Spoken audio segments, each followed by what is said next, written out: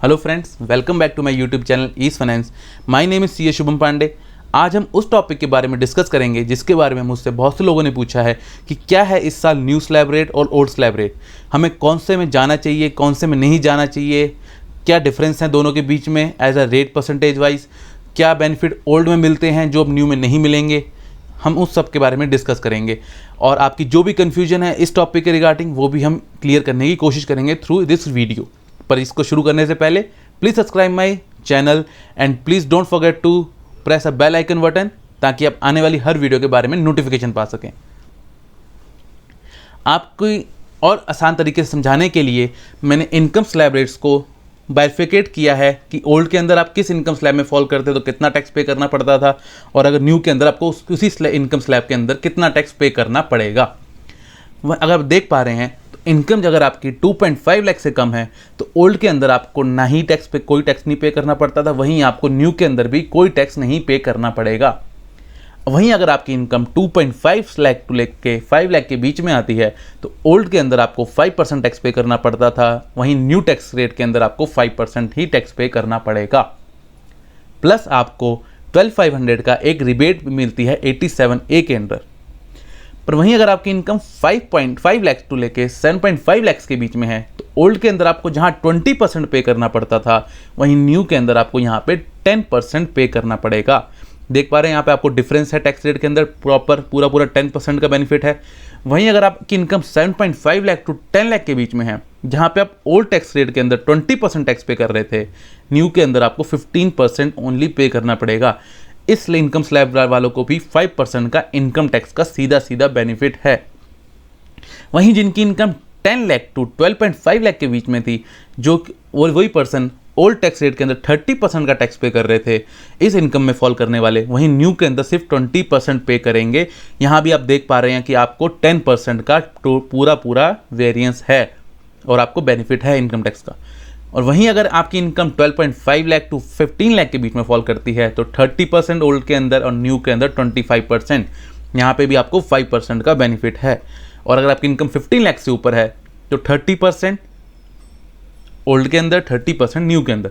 तो अब देख पा रहे हैं कि यहाँ पे आपको 10% का बेनिफिट, यहाँ पे आपको 5 का, फिर 10 का, फिर 5 का, और यहाँ इसके ऊपर आपकी इनकम 30% पे ही टैक्सेबल होगी, नो बेनिफिट। बट जब तक आपकी इनकम यहाँ पे पहुँचोगे आपको इन सब स्लैब रेट से होते हुए जाना पड़ेगा जो कि आपको काफ़ी टैक्स बेनिफिट देगा as compare to old tax rate. But वहीं आपको क्या नुकसान होगा न्यू टैक्स रेट के अंदर, आपको कोई डिडक्शंस और एग्जम्पशंस का बेनिफिट नहीं मिलेगा। यस, नो डिडक्शंस और एग्जम्पशन बेनिफिट्स।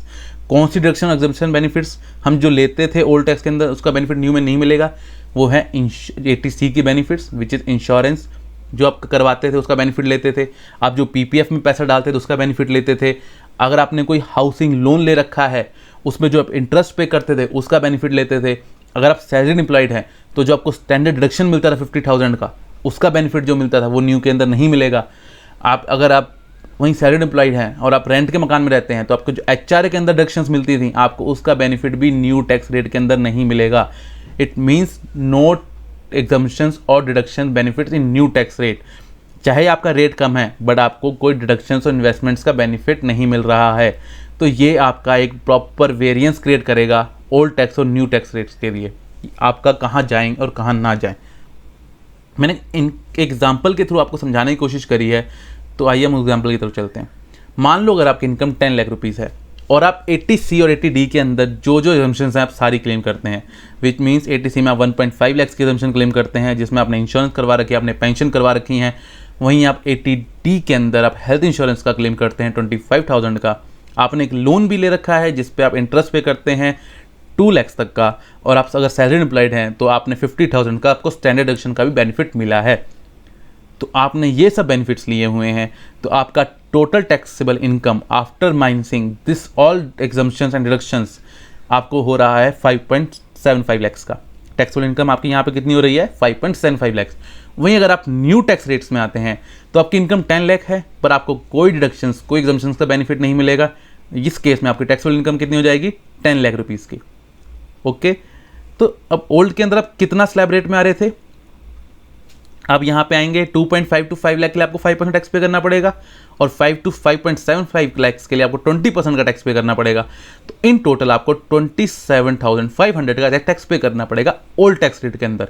वहीं अगर आप न्यू टैक्स रेट में जाते हैं तो आपको यहाँ पे 2.5 to 5 लाख के लिए 5%, जो कि सेम है दोनों ओल्ड और न्यू में, 5.5 लाख to 7.5 लाख तक के लिए आपको 10% पे करना पड़ेगा, और अबव 7.5 लाख to 10 लाख के लिए आपको 15% का टैक्स पे करना पड़ेगा। तो इन टोटल आपको यहाँ पे 75,000 का टैक्स पे करना पड़ेगा। तो आप देख पा रहे हैं दोनों में टैक्स का डिफरेंस कितना ज़्यादा है। इसके बावजूद भी यहाँ पे टैक्स रेट कम होने के बावजूद भी आपको न्यू टैक्स के अंदर टैक्स ज़्यादा पे करना पड़ा है, क्योंकि आप कोई डिडक्शंस का बेनिफिट नहीं ले पाओगे, राइट। तो इसीलिए अगर आप डिडक्शंस ले रहे हैं, आप इन्वेस्टमेंट्स करते आ रहे हैं, आप इस साल भी इन्वेस्टमेंट्स करने का प्लान है आपका, तो go with the old tax rates, जो कि आपको टैक्स के रूप में अच्छा बेनिफिट देगा। प्लस आपको जो अपने इन्वेस्टमेंट्स करी हैं, जो आपने पीपीएफ में पैसा डाला है फॉर एग्जांपल, उसके लिए अच्छा आपको रिटर्न भी मिलेंगी आने वाले टाइम में। वहीं अगर आपकी मैंने इस एग्जाम्पल में मैंने एक old tax slab rate with tax और old slab rate without tax without deductions का भी मैंने एक बाइफिकेट किया है कैटेगरी में, ताकि आपको समझ पाएँ कि अगर हम नहीं लेते थे, अगर कोई डिडक्शन नहीं करते तो आपको क्या फ़र्क पड़ता है उसका। मान लो अगर आपकी इनकम ओल्ड स्लैब रेट में विद डिडक्शंस में आपकी इनकम 15 लाख की है, और आप सब एग्जम्पशंस क्लेम करते हैं, जो कि मैंने यहाँ पे मीडियम एग्जम्पशन जो बेसिक एग्जम्पशन हर कोई क्लेम करता है, सिर्फ उसको कंसीडर करा है, मैंने यहाँ पे हाउसिंग लोन को कंसीडर नहीं करा है। तो मान लो आपने 80C में सब कुछ क्लेम कर लिया, विच इज़ 1.5 लाख का, आपने 80D में हेल्थ इंश्योरेंस भी 25,000 तक का मैक्सिमम लिमिट में क्लेम कर रखा है, और आपने एक स्टैंडर्ड डिडक्शन है क्योंकि आप सैलरीड एम्प्लॉयड हो तो आपने 50,000 का वो भी क्लेम रखा है। तो इन टोटल आप 2.25 लाख की डिडक्शन इस साल क्लेम करने वाले हो। तो आपकी इनकम इन सबको क्लेम करने के बाद आती है टैक्सेबल इनकम 12.7 लाख की, जिस पे आपको टैक्स पे करना पड़ेगा 1,87,500 का।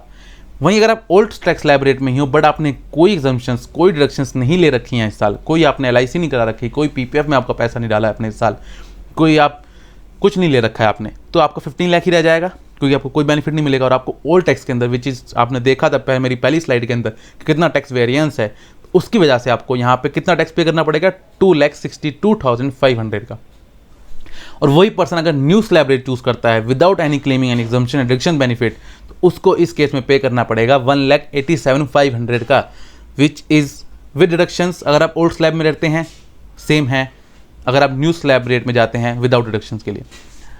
पर आपको ये चूज, इसमें आप कैसे चूज करेंगे ब्रेक, ये आपका पर्सनल उस साल का क्या फाइनेंस कंडीशन है उस पर मैटर करता है। अगर आपको उस साल बहुत ज़्यादा कैश की लोड है, आपको बहुत ज़्यादा कैश की रिक्वायरमेंट है, आपको इस साल आप नहीं पीपीएफ में जाके पैसा 3-4 साल के लिए ब्लॉक करवाना चाहते, आप नहीं LIC में पैसा देके ब्लॉक करवाना चाहते उन 5-6 सालों के लिए, आप उस स्कीम के लिए, तो आपको न्यू स्लैब रेट में जाना चाहिए। बट अगर आपके पास लिक्विडिटी है, फंड की, आप पैसा इन्वेस्ट कर सकते हैं, आप आने वाले टाइम में अच्छी रिटर्न चाहना चाहते हैं, तो आप go with the old slab rate, आप पैसा इन्वेस्ट भी करें और अपना टैक्स भी बचाएं।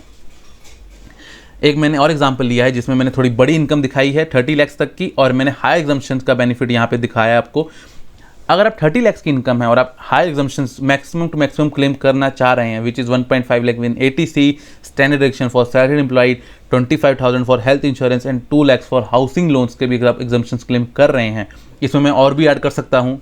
फॉर एग्जाम्पल आप करना चाह रहे हैं तो और भी ऐड हो सकता है, आपको HRA बेनिफिट भी आप ऐड कर सकते हैं, आप और भी बहुत सारे हैं, आप वो भी ऐड कर सकते हैं। तो आपको यहाँ पे 30 लाख माइनस 4.25 लाख आपको total taxable income with deductions होती है 25,75,000 की, जिसमें आपको टैक्स पे करना पड़ेगा 5,85,000 का। वहीं अगर आप ओल्ड स्कीम के अंदर विदाउट डिडक्शन जाते हैं तो आपकी 30 लाख की इनकम रहेगी, क्योंकि आपको कोई डिडक्शन बेनिफिट नहीं मिलेगा, और आपको टोटल टैक्स पे करना पड़ेगा 7,12,500 का। तो आप देख रहे हैं कितना बड़ा डिफरेंस है इसमें। और वहीं अगर आप न्यू स्कीम में जाते हैं 30 लाख के अंदर, आपको न्यू स्लैब रेट्स के अकॉर्डिंगली आपको सिर्फ 6,37,500 का टैक्स पे करना पड़ेगा।